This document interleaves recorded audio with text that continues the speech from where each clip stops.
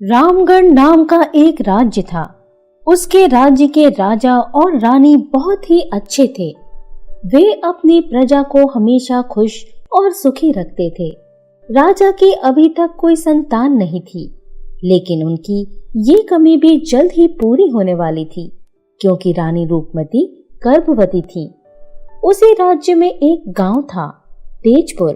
उस गांव में माधव और राधा नाम के पति पत्नी रहते थे। दोनों एक दूसरे से बहुत प्यार करते थे। उनकी शादी के 2 साल हो चुके थे और राधा अब मां बनने वाली थी। माधव राधा का बहुत ध्यान रखता। उसी गांव के पास एक जंगल था। उस जंगल में एक चुड़ैल रहती थी। उसे बहुत सारे काले जादू आते थे। उस चुड़ैल की कोई संतान नहीं थी। काश मेरा कोई वारिस होता, ताकि मैं मरने से पहले अपनी सारी चुड़ैली शक्ति और काला जादू उसे सिखा देती। वो सोचती है, किसी दिन पास के गांव से ही किसी बच्चे को उठाकर ले आएगी। उधर गांव में राधा के मां बनने के दिन जैसे जैसे करीब आ रहे थे, उसकी तबीयत खराब हो रही थी और उसके शरीर में खून की कमी होने लगी थी। माधव ने राधा का बहुत इलाज करवाया, पर उसकी तबीयत बिगड़ती ही जा रही थी। कोई दवा काम नहीं कर रही थी। एक दिन माधव काम करके वापस लौट रहा था। वो अपनी पत्नी की बीमारी के कारण बहुत परेशान था। रास्ते में एक जंगल था। वो वहीं पीपल के एक पेड़ के नीचे बैठकर जोर जोर से रोने लगा। उसी पेड़ के ऊपर चुड़ैल का घर था। चुड़ैल ने माधव के रोने की आवाज सुन उससे पूछा, तुम इतने परेशान क्यों हो? क्यों रो रहे हो? मेरी पत्नी गर्भवती है और बहुत ज्यादा बीमार है। हर दिन उसकी बीमारी बढ़ती ही जा रही है। कोई इलाज काम नहीं कर रहा। चुड़ैल सोचती है, ये अच्छा मौका है इसके बच्चे को अपना वारिस बनाने का। अच्छा, अगर ऐसी बात है तो मैं तुम्हारी मदद कर सकती हूँ। मेरे पास एक औषधि है, उसे खाने से तुम्हारी पत्नी बिल्कुल ठीक हो जाएगी, परंतु बदले में मुझसे एक वादा करना होगा। मेरी एक शर्त है। कैसी शर्त? अगर तुम्हारी पत्नी ने लड़की को जन्म दिया तो उसे तुम्हें मुझे देना होगा। नहीं, मैं ऐसा कभी नहीं करूँगा। फिर यहाँ से चले जाओ, मैं तुम्हें कोई औषधि नहीं दूंगी। माधव वहां से लौटकर वापस अपने घर आ जाता है। जैसे ही वो घर पहुंचता है, वो देखता है कि उसकी पत्नी और भी ज्यादा बीमार हो गई है। माधव को कुछ समझ नहीं आता है। वो सोचता है कि अगर मैं चुड़ैल की शर्त मान लेता हूँ तो कम से कम मेरी पत्नी की जान तो बच जाएगी। ये सोचकर वो फिर से चुड़ैल के पास जाता है। मुझे तुम्हारी शर्त मंजूर है, पर पहले तुम मुझे जल्दी से औषधि दे दो ताकि मैं राधा की जान बचा सकूं। ये लो औषधि, इसे हर सुबह उसे खिलाना, वो ठीक हो जाएगी, पर मेरी शर्त याद रखना। माधव अब राधा को रोज सुबह औषधि खिलाता है। वो देखते ही देखते बिल्कुल ठीक हो जाती है और कुछ महीनों बाद एक दिन राधा एक प्यारी सी लड़की को जन्म देती है। उसी दिन उस राज्य में एक और खुशी आती है। उस राज्य की रानी रूपमती भी एक सुंदर से राजकुमार को जन्म देती है। पूरे राज्य में और माधव के घर में जश्न का माहौल होता है, पर ये जश्न ज्यादा देर तक नहीं चलता। चुड़ैल को जैसे पता चलता है कि राधा ने लड़की को जन्म दिया है, वो तुरंत माधव के घर पहुंचती है। माधव, याद है ना मेरी शर्त? हे चुड़ैल, मैं तुम्हारे हाथ जोड़ता हूँ, छोड़ दो मेरी बच्ची को, छोड़ दो। पर चुड़ैल उसकी बच्ची को छीनकर उसे अपने घर ले जाती है। माधव और राधा का रो रो कर बुरा हाल हो जाता है। मेरी प्यारी बच्ची, मेरी जान, अब मैं तुम्हें पूरी दुनिया से दूर अपने इस प्यारे से घर में रखूंगी।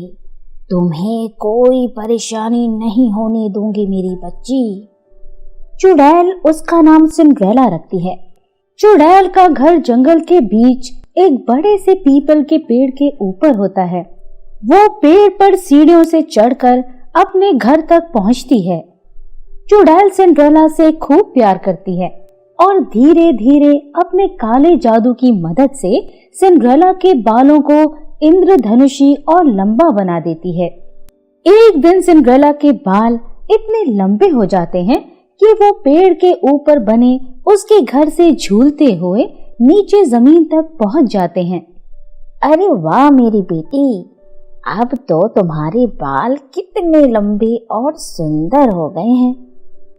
एक दिन चुड़ैल जादू से उस पेड़ पर लगी सीढ़ी को वहां से गायब कर देती है ताकि सिंड्रेला कहीं जा न सके और सिंड्रेला से कहती है, देखो ना बेटी, हमारी सीढ़ी चोरी हो गई है, पर कोई बात नहीं, अब हमें सीढ़ी की क्या जरूरत है। तुम्हारे बाल तो इतने लंबे और मजबूत हैं ही, अब तो मैं उसे पकड़कर भी घर आ सकती हूँ। अब से जब भी मैं घर के नीचे से तुम्हें आवाज लगाऊं, तुम अपने लंबे बालों को खिड़की से नीचे झूला देना, मैं उसे चढ़कर घर आ जाऊंगी। चुड़ैल अब पेड़ से सीढ़ियों को हटा देती है और सिंड्रेला के बालों की मदद से घर आया करती है। सिंड्रेला अब बड़ी हो गई थी, पर कभी भी वो अपने घर से बाहर नहीं गई थी। चुड़ैल उसे कभी भी पेड़ से नीचे उतरने नहीं देती थी। माँ, तुम मुझे बाहर क्यों नहीं जाने देती? बेटा, बाहर की दुनिया बहुत खराब है, वहाँ सभी बुरे लोग रहते हैं। मैं तुम्हें बुरे लोगों से बचाना चाहती हूँ। सिंड्रेला अकेले पेड़ के ऊपर घर में रहा करती। जब उसे मन नहीं लगता तो गाना गाने लगती और खिड़की से फूलों और पंछियों को देख उनसे बातें करती। उधर रामगढ़ राज्य का राजकुमार भी जवान हो गया था और उस राज्य के राजा रानी बूढ़े होने लगे थे। वो चाहते थे कि जल्दी से राजकुमार की शादी करवा दें और उसे ही राजा बना दें, पर राजकुमार को कोई भी लड़की पसंद ही नहीं आती थी। चिंता के कारण राजा और रानी की तबीयत खराब रहने लगी थी।